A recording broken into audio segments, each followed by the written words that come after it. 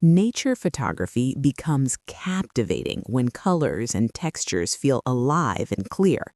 Today, how to create vibrant nature photography.